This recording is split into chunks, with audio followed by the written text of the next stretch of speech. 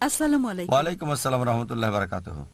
আমরা কিভাবে অমুসলিম বন্ধুদের বোঝাবো যে আমরা মুসলিমরা বার্ষিকী এবং জন্মদিন পালনে বিশ্বাসী না? বোন একটা প্রশ্ন করলেন যে কিভাবে অমুসলিম বন্ধুদের বোঝাবেন যে আমরা মুসলিমরা জন্মদিন এবং বার্ষিকী পালন করি না। বোন, আমি জানি এক শ্রেণীর মুসলিম আছে যারা বলে জন্মদিন পালন করাটা হারাম। তবে আমার কথা হচ্ছে, কোরআনে একটা আয়াতও দেখি না যেটা বলছে জন্মদিন পালন করা হারাম, অথবা কোনো সহিহ হাদিসও বলছে না জন্মদিন পালন করা বা বার্ষিকী উদযাপন করাটা হারাম। তাই আমি ব্যক্তিগতভাবে বলছি না যে জন্মদিন পালন করা হারাম। তবে অধিকাংশ ক্ষেত্রে যে জন্মদিন পালন হয়ে থাকে সেটা হারাম হয়ে যায় অন্য কারণে। যেমন ধরেন, শুধু টেলিভিশন দেখা হারাম না, ঠিক আছে? শুধু কেবল টিভি হারাম না, কিন্তু এটার 95% বা 99%-এরও বেশি স্যাটেলাইট চ্যানেলে যা আসে সেজন্য কেবল টিভি হারাম, আর আমরাও বলি পরিহার করাই ভালো।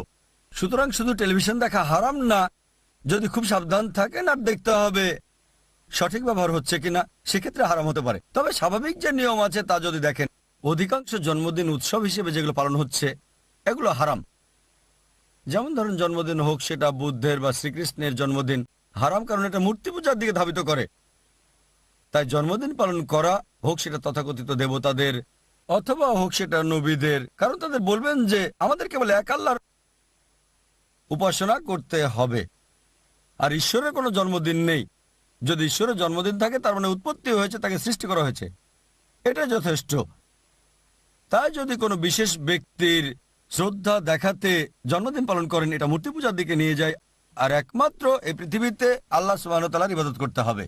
এ কারণেই আমরা বলি যে কোনো ব্যক্তির জন্মদিন পালন করা, তাদের সম্মান করা, প্রত্যক্ষ বা পরোক্ষভাবে মূর্তি পূজার দিকে ধাবিত করে। হতে পারে এটা সরাসরি, যেমন যীশুখ্রিস্টের জন্মদিন পালন করা, আমরা যীশুখ্রিস্টকে ভালোবাসি, তাকে সম্মান করি, কিন্তু যখনই উদযাপন করতে শুরু করেন তাকে আপনারা ঈশ্বর বানাচ্ছেন। এটা হচ্ছে মূর্তি পূজার মতো, নেতা পূজা, যা পড়ে শিরকের পর্যায়ে, যা ইসলামের সবচেয়ে বড় গুনাহ। এ কারণে যে কোনো ব্যক্তির জন্মদিন পালন করা, স্মরণ রাখার জন্য সেটা হারাম, পরিষ্কার। তাই যদি বলেন কোনো নবীর জন্মদিন পালন করা বা শ্রদ্ধার জন্য কোনো ব্যক্তিত্বের, সেটা হারাম, আমি একমত। কারণ ইসলামে একটা উল্লেখযোগ্য নিয়ম আছে। ইবনে তাইমিয়ার মতে, তিনি সহিহ হাদিস থেকে বর্ণনা দিয়েছেন যে উপাসনার সাথে সংশ্লিষ্ট বিষয়গুলো হচ্ছে ইবাদত। যা কোরআন এবং সহিহ হাদিসে উল্লেখ আছে তা পালন করতে হবে, যেগুলো উল্লেখ নাই সেগুলো হারাম। যা উল্লেখ আছে তা করতে হবে। যেমন ধরেন, কিভাবে নামাজ পড়বেন এটা বলা হয়েছে, রাফেদ আইন করতে হবে, সূরা ফাতিহা পড়তে হবে। তারপর বললেন ঠিক আছে, আমি অন্য কিছু পড়বো, সূরা ফাতিহা পড়বো না। আমি নামাজে একটা হাদিস পড়বো। আমি বলবো, কেন হাদিস পড়ছেন? না, তবে কোনো হাদিস তো বলছে না যে পড়তে পারবেন না। তাই ইবাদতের ক্ষেত্রে যেটা বলা হয়েছে সেটাই করতে হবে, বা ক্যাটাগরির উপর নির্ভর করে বাধ্যতামূলক। তবে যা বলা হয়নি তা হারাম। আগামীকাল বলতে পারবেন না আমি এক পায়ে দাঁড়িয়ে নামাজ পড়বো, ঠিক আছে? তবে আমি যদি বলি এক পায়ে দাঁড়িয়ে নামাজ পড়বেন না, আপনি বলবেন কেন? আমাকে একটা হাদিস দেখান যেটা বলছে এক পায়ে দাঁড়াতে পারবেন না, কোরআনের একটা আয়াত দেখান যেটা বলছে এক পায়ে দাঁড়াতে পারবেন না। দেখেন, যা বলা হয়েছে তাই করতে হবে উপাসনার ক্ষেত্রে, ইবাদতের ক্ষেত্রে। তবে মামলাত অন্যান্য বিষয় করতে পারেন ইবাদত ছাড়া। ইবাদত মানে নামাজ পড়েন, ইবাদত যেমন জাকাত, সবকিছু ব্যবসার ক্ষেত্রে। অন্যান্য দুনিয়াবী বিষয় যেগুলো ইবাদতের সাথে সরাসরি জড়িত না, যেটা হারাম বলা হয়েছে সেটা হারাম, যেটাকে হারাম বলা হয়নি সেটা হালাল, ঠিক আছে?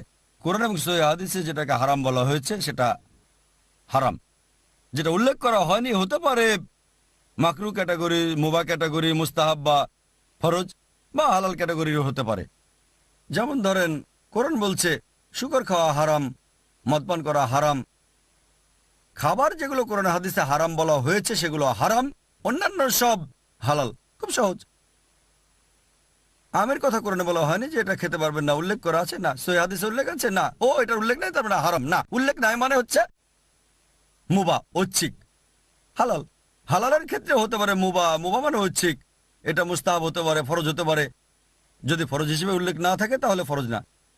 আপনাকে বুঝতে হবে যে শরীয়তে দুই ধরনের বিধান আছে। একটা হচ্ছে ইবাদত, যার উল্লেখ থাকলে করা যাবে হালাল, যদি উল্লেখ না থাকে হারাম। দুনিয়াবী বিষয়ে অন্যান্য ক্ষেত্রে মামলাত। ইবাদতের বাইরে কার্যক্রমগুলোতে যা হারাম বলা হয়েছে তা হারাম, অন্য সবকিছু হালাল। সুতরাং কোনো ব্যক্তিত্বের জন্মদিন পালন করাটা ইবাদতের পর্যায়ের অন্তর্ভুক্ত। এটা কোরআন এবং সহিহ হাদিসে উল্লেখ নাই যে জন্মদিন পালন করতে পারবেন না, উল্লেখ নাই, কিন্তু এটা হারাম, কারণ শিরকের পর্যায়ে, বুঝতে পারছেন? তবে ব্যক্তিগতভাবে জন্মদিন পালন করাটা দুনিয়াবী বিষয়। কিছু মুসলিম বলছেন হারাম, তাতে আমি একমত না, কারণ এটা দুনিয়াবী বিষয়ের। তারপরও আমাদের স্কুলে আমরা উল্লেখ করেছি যে এটা করা যাবে না, হারাম। যেমন নাচ করা, গান করা, এগুলো হারামের দিকে নিয়ে যায়। তবে সাধারণত ফতোয়া হিসেবে আপনি বলতে পারবেন না যে আপনার ছেলে মেয়ের জন্মদিন পালন করাটা হারাম, আর এটাকে মাকরু বলতে পারেন বা পরিহার করাই উত্তম, যদি না করেন সেটাই উত্তম। এজন্য যে হয়তো আপনার জন্মদিনে মিউজিক থাকতে পারে, অন্যান্য বিষয় থাকতে পারে, তবে কোনো হাদিসই বলছে না যে সন্তানের জন্মদিন পালন করতে পারবেন না। আপনার সন্তানের জন্মদিন পালন করা উৎসবের পর্যায়ে পড়ে, ইবাদতের পর্যায়ে পড়ে না, ঠিক আছে? কিন্তু তারপরও আমাদের স্কুলে, যেমন ধরেন, টুপি পরা ফরজ না, কিন্তু আইআরএফ এ প্রত্যেক স্টাফকে টুপি পরতেই হয়, মুস্তাহাব। সুতরাং আইআরএফ এর নিয়ম এটা বাধ্যতামূলক, আর এভাবে জন্মদিন পালন করাটাও নিষিদ্ধ আইএস এর নিয়ম অনুযায়ী। আইএস এর নিয়মে যেগুলো হারাম তার সবকিছুই শরিয়াতে নিষিদ্ধ না হতে পারে, আর আইএস এর যেগুলো ফরজ ইসলামিক ইন্টারন্যাশনাল স্কুলের নিয়মে ইসলামে সেটা ফরজ না হতে পারে। যেমন ধরেন আমাদের বাচ্চাদের একই ড্রেস পরতে হয়, একই কালার, গ্রেস ব্লু বা ব্লুইশ গ্রে, এটা আইএস এর নিয়মে ফরজ, কিন্তু বাইরে ইসলামে ফরজ না। তাই বুঝতে হবে যে একটা হারাম জিনিসকে ফরজ করা যাবে না। একটা মুস্তাহাবকে ফরজ করতে পারেন, একটা মুবাহকে ফরজ করতে পারেন, ফরজকে ফরজ করতে পারেন, এটা স্পষ্ট। একজন অমুসলিম যিনি ইসলাম গ্রহণ করেছিলেন, একদিন তিনি আমার স্ত্রীর সাথে আমার কাছে এসে কিভাবে ইসলাম গ্রহণ করেছিলেন তা বলেছিলেন, মাশাআল্লাহ, এবং কিভাবে সন্তান লালন পালন করছেন। যখন তিনি তার মায়ের বাড়িতে যান, তার বোনও তাকে খুবই ভালোবাসে। একদিন তার জন্মদিন ছিল, আর সে জানতো যে আমার বোন জন্মদিন পালন করাটা পছন্দ করে না, তাই এই উদ্দেশ্যে সেদিন কেক কাটা হয়নি। পরদিন তিনি একটা কেক আনলেন, যার উপর লেখা ছিল হ্যাপি বার্থডে, আর তিনি বললেন আমি এটা খাবো না, তবে সন্তানদের বললেন তোমরা চাইলে খেতে পারো। বোনের কানে কানে বলেছিলেন যে কেক কাটা হারাম। আমি তাকে বললাম এটা হারাম না, সে খুব দুঃখ পেল। দেখেন, এই অবস্থা দেখে তিনি এক বোনের কাছে সঠিক চিত্রটা তুলে ধরতে চান, হিন্দু বোনের কাছে, আর তাকে বলেছি যে তার বরং কেকটা খাওয়াই ভালো ছিল। তবে দুঃখজনকভাবে সে মনে করেছে এটা হারাম, তাই খায়নি এবং সওয়াব পাবে। আসলে তার বোনের কেক খাওয়াটা হারাম না। স্বাভাবিকভাবে আমি মুসলিমদের বলবো এটা পরিহার করুন। যদি আপনার বোন মুসলিম হয়ে জন্মদিন পালন করে কেক খেলেন না, কোনো সমস্যা নেই, কেক খাওয়া হারাম না, এটা মুস্তাহাব, এটা করবেন না কারণ তাকে উৎসাহিত করছেন না, ঠিক? এখানেও একই বিষয়, যদি আপনার বোন হয় একজন মুসলিম, জন্মদিনের কেক দেয়, আপনি খাবেন না, সেটাই ভালো, মুস্তাহাব। কিন্তু এখানে একজন নতুন মুসলিম যে অমুসলিম বোনের কাছে গেছে, আর এখন কেক খাওয়াটা একটা ছোট বিষয়, বড় বিষয় হচ্ছে শিরক। তাই আপনার বেশি গুরুত্বপূর্ণ বিষয় হচ্ছে শিরক মুক্ত কেক খাওয়া না খাওয়া না। যদি যীশু খ্রিস্টের জন্মদিনের কেক বা শ্রীকৃষ্ণের জন্মদিনের কেক খেতে বলে, সে সময় না খেলে ঠিক আছে। তাই আমরা দায়ী হিসেবে আমাদেরকে শরীয়তের সীমাটা জানতে হবে। এটা আমার মতামত, অনেকে দ্বিমত করবেন। এটা আমার মত যে কোনো ব্যক্তির জন্মদিন পালন করা হারাম না, তবে আমি বলবো মাকরু বলতে পারেন, মুসলিমদের পালন করা উচিত না, ঠিক আছে? আমি যদি বলি দাঁড়িয়ে পানি পান করবেন না, কিন্তু দাঁড়িয়ে পানি পান করাটা তো হারাম না, মাকরু। বোন, যখন অমুসলিমদের সাথে কথা বলবেন জন্মদিন পালনের ইস্যু নিয়ে কথা বলবেন না, এগুলো ছোট বিষয়। হ্যাঁ, নবীদের বড় ব্যক্তিত্বের জন্মদিন, সেক্ষেত্রে যুক্তিসঙ্গত কারণ দেখাতে পারেন, যা আগে আমি আমার উত্তরের অংশ হিসেবে বলেছি।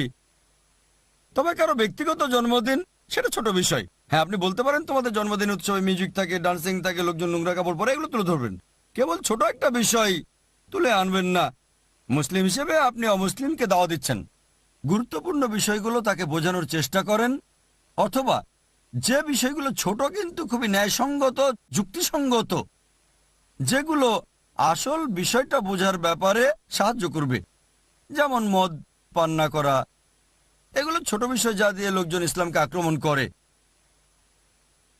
একজন পুরুষ একাধিক বিয়ে করতে পারে, এটা কোনো বড় বিষয় না, কিন্তু এটা অনেক সময় অমুসলিমের মনে বাধা সৃষ্টি করতে পারে। তাই মাকড়সা জাল পরিষ্কার করেন, বুঝতে পারছেন? তাই যদি এভাবে দাওয়া দেন, ইনশাল্লাহ বোন আপনি সফল হবেন। আশা করি উত্তরটা পেয়েছেন।